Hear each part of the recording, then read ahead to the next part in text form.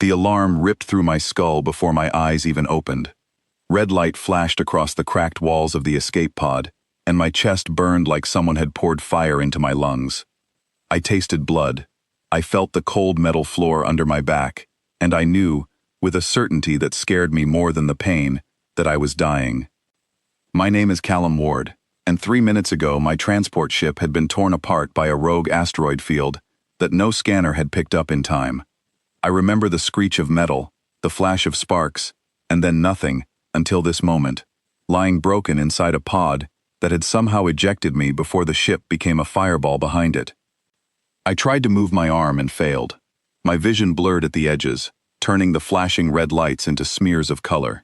I thought about my sister back on Earth, waiting for a message that would never come if I did not survive the next few minutes. That thought hurt more than the pain in my ribs. Then the pod door groaned and slid open with a sound like tearing paper. A figure stepped inside, and for a moment I thought I was already dead, because nothing that looked like her could exist in the world I knew. Her skin held a pale silver shine, like moonlight caught under thin ice. Her eyes glowed a deep shade of red, calm and sharp at once, studying me the way a doctor studies a wound, before deciding whether it can be saved. I did not know her name yet. I only knew that she was not human, and that she was the only living thing near me as my body gave up piece by piece. She knelt beside me without hesitation, pressing 2 fingers against my neck, checking for a pulse that was growing weaker with every passing second. "You are dying," she said, her voice quiet but clear, carrying no fear at all. "I know," I whispered, though it came out more like a breath than words. She tilted her head, studying my face the way someone studies a puzzle they did not expect to find. "Interesting," she said. "Your kind is not supposed to survive wounds like this, yet something in you refuses to stop fighting." I could not answer. My vision was fading into gray at the edges, and the pain had started to dull into something worse, a heavy numbness that felt like sinking into deep water. She moved fast then, faster than anything I had ever seen. Before I could react, she pulled back the torn sleeve of her own arm and pressed her wrist to my mouth. Her skin had already broken open on its own, a thin line of dark liquid glistening in the low light. "Drink," she said, her tone leaving no room for questions. "If you want to live, drink now." I do not remember deciding to obey her.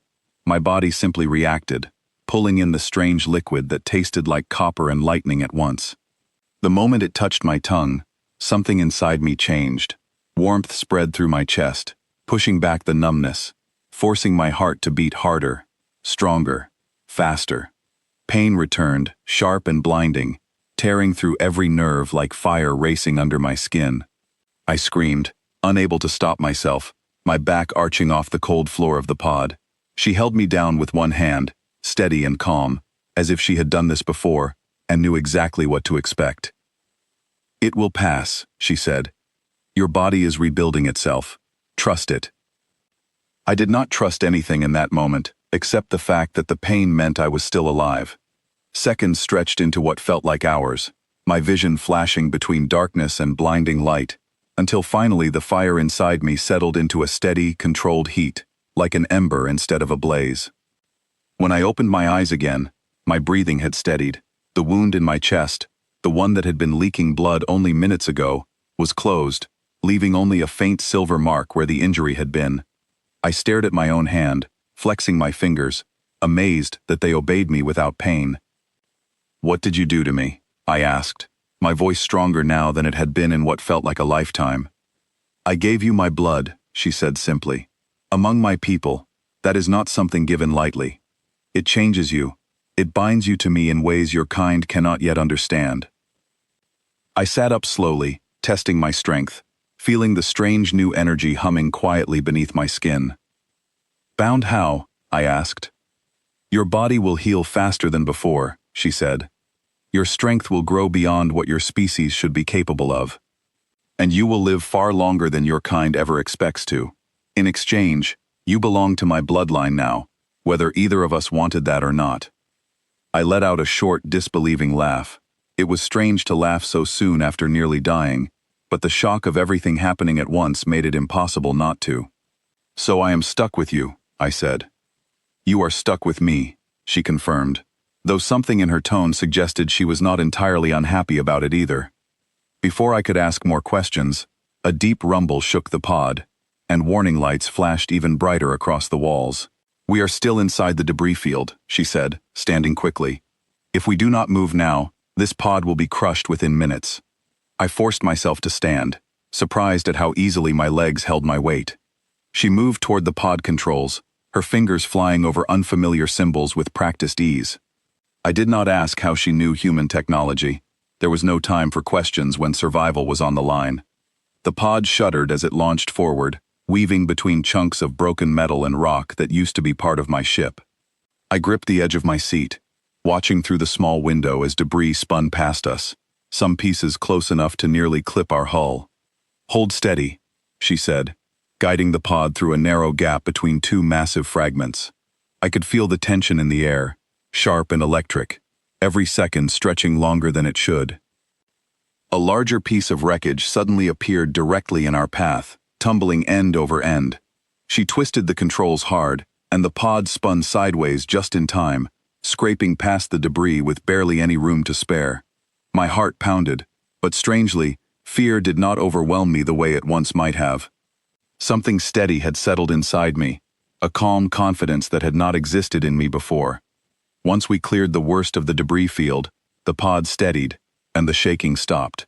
Silence followed, broken only by the soft hum of the pod's engine and our own breathing. "You handled that well for someone who nearly died minutes ago," she said, glancing at me with something close to approval. I looked at my hands again, still amazed by how alive I felt. "I guess dying puts things in perspective," I said. She allowed herself a small, rare smile. "My name is Calith," she said. "You should know the name of the one who saved your life, and the one you are now tied to." "Callum," I answered, though I get the feeling formal introductions are a bit late at this point. Calith's smile lingered a moment longer before her expression turned serious again. "There is something you must understand, Callum. My blood does not simply heal. It marks you as part of my bloodline. Other beings like me will sense this bond. Some may respect it. Others may see you as a target, a way to challenge me." I straightened, the weight of her words settling over me. "So this is not just a rescue," I said. "This is the beginning of something bigger." "It is," she confirmed, "and I did not plan for it to happen this way. I intended only to save your life, not to bind it to mine." I studied her carefully, searching for regret in her eyes, but found only quiet acceptance instead. "Do you regret it?" I asked. She considered the question for a long moment before answering. "No," she said finally. "Your will to survive was strong enough to change the outcome my blood usually creates. That is rare, perhaps rare enough to be worth the complications that follow."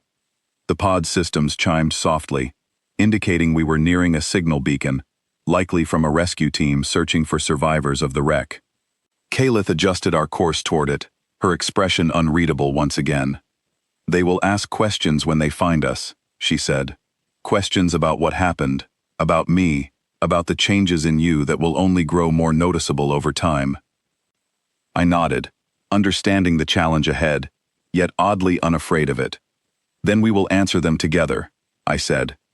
Calith glanced at me, something unspoken passing between us, a quiet understanding neither of us needed to explain aloud. "Together then," she repeated, as if testing the weight of the word. The pod drifted steadily now, the chaos of the debris field far behind us, the beacon growing stronger with every passing second. My body still hummed with the strange new energy flowing through it, a permanent reminder of the moment I should have died, yet somehow did not.